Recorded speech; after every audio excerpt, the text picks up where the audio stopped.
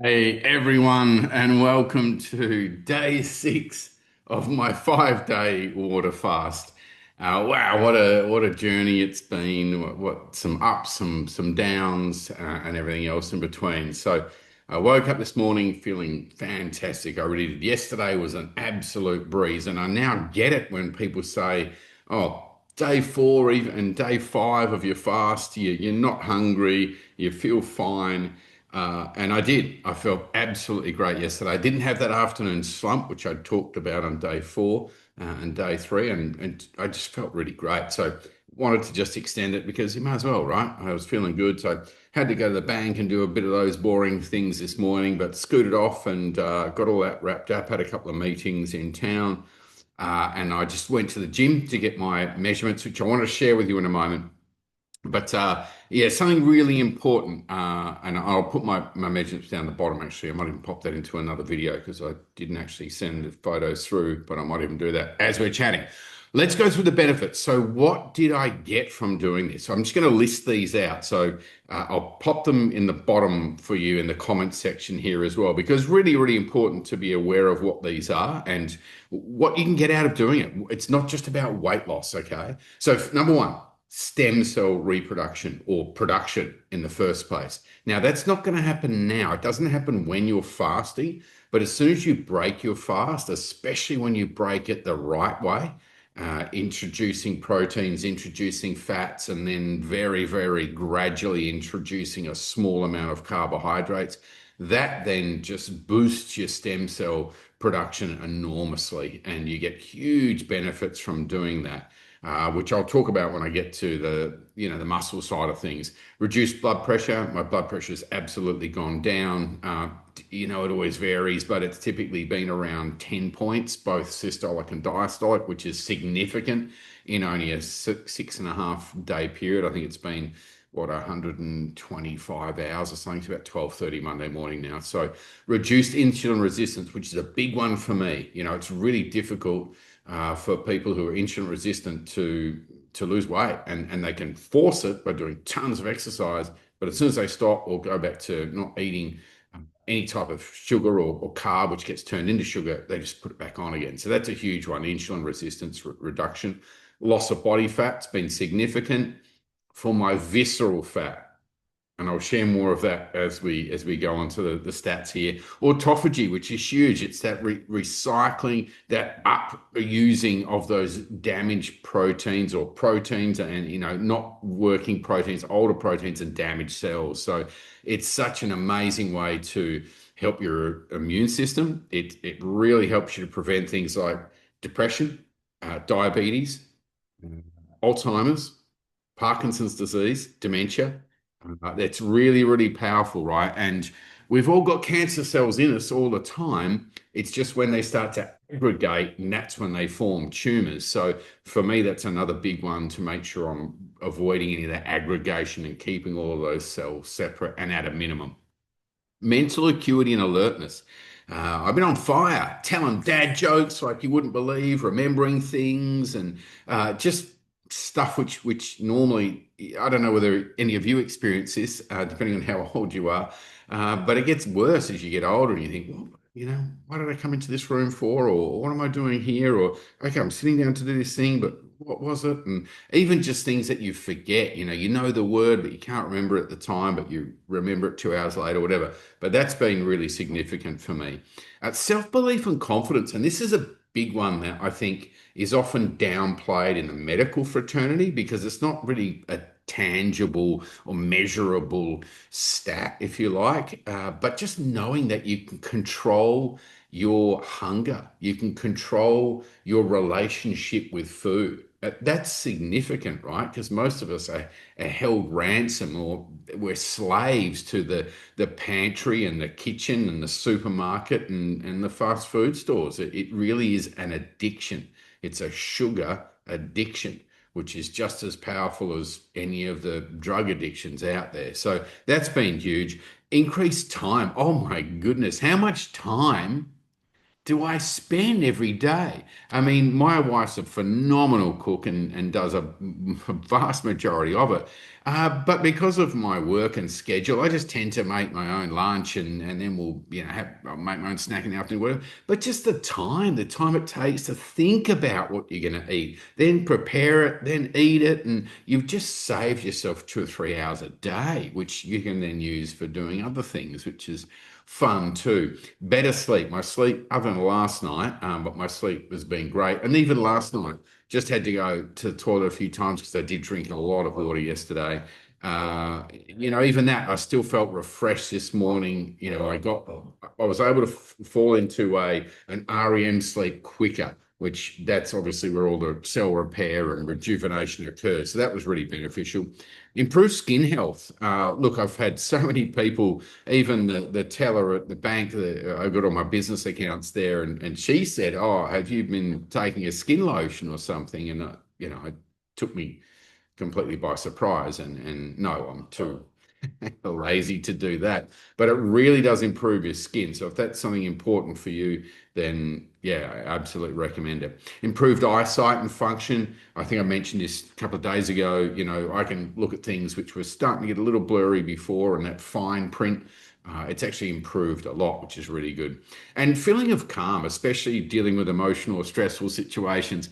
I think I mentioned that my daughter, who I absolutely adore, she is just like me. And oh my goodness, to all my family, I apologize for 10-year-old Rick because wow, she's a lot and knows how to push buttons as well. So much as I love her, I also appreciate that she can be really challenging at times. And a couple of those really stressful situations that would normally push my buttons and trigger me to go into some sort of frustrated state, I've been able to be much more calm and see it much more compassionately, I guess, and deal with the situation and still be assertive and obviously do what needs to be done, but not get emotional around it and then end up exacerbating the situation. So those are some of the benefits that I've found, and it's been really quite significant, from the health benefits to the mental benefits to the emotional benefits has been amazing. So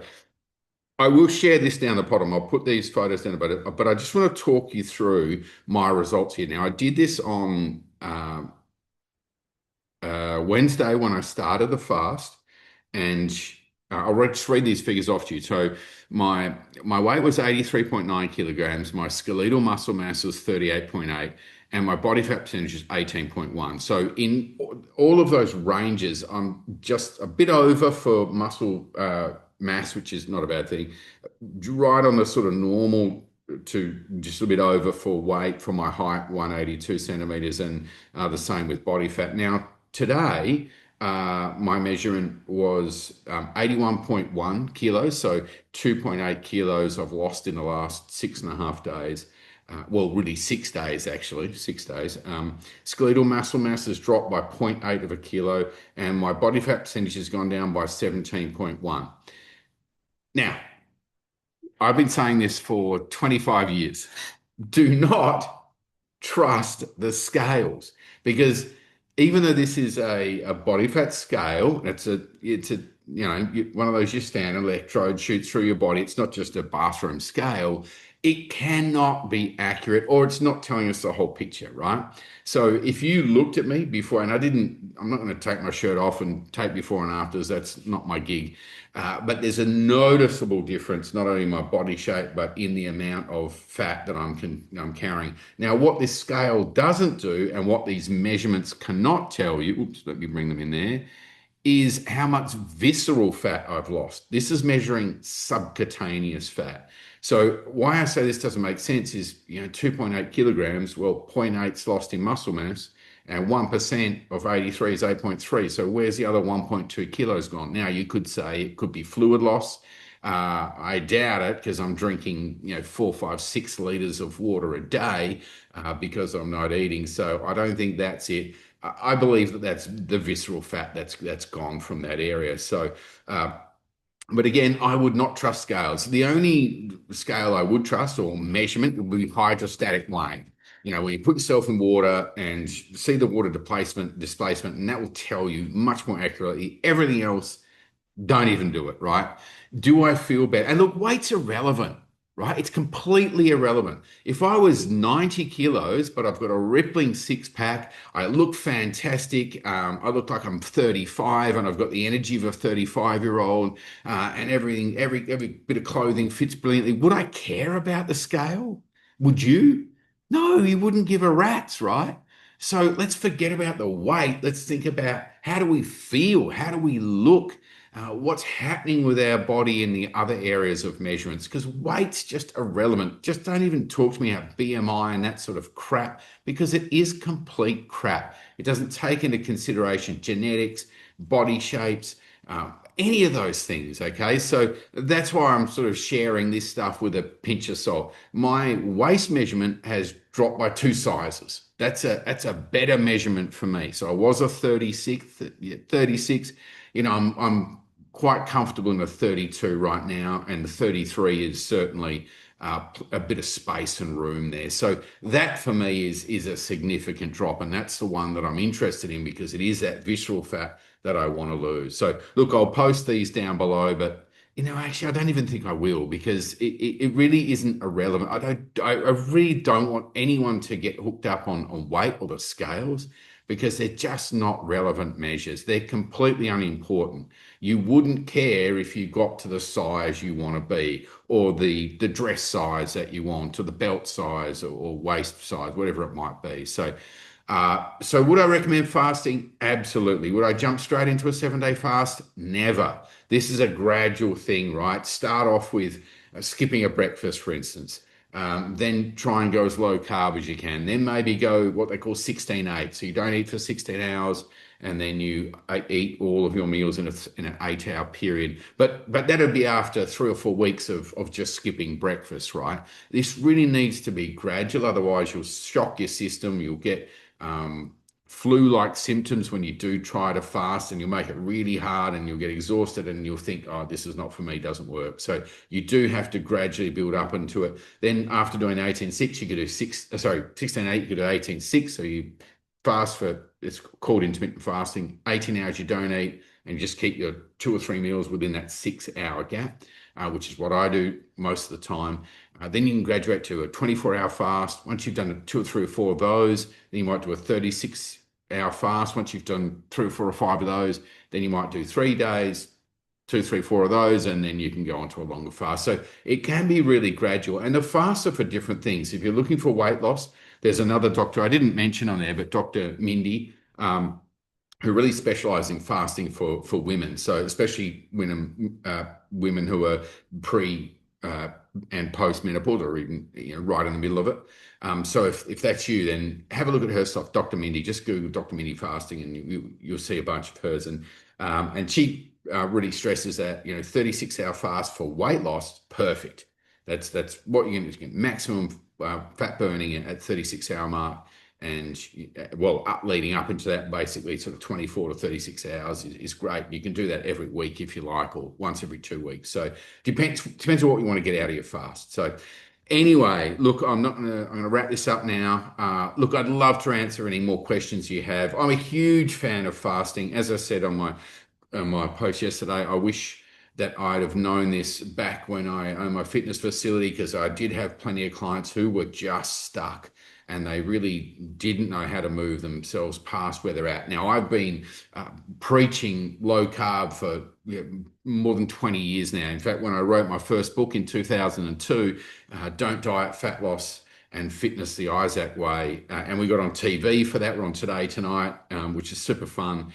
But at that stage, I was saying, cut out the breads, cut out the rices, cut out the pastas. Eat, if you're going to eat carbs, make sure they're complex carbs, sweet potatoes, things like that, and have more cruciferous vegetables. Your kale, your spinach, those sorts of, your arugula, those sorts of things, and obviously get a balanced diet. Fish, eggs, all great for you. So anyway, that's probably a topic for another time. I feel like I'm going back to my roots here. Look, if you haven't tried fasting, really recommend it. It's super fun to do, something you can control. So, one thing I didn't mention, oh my goodness, the money.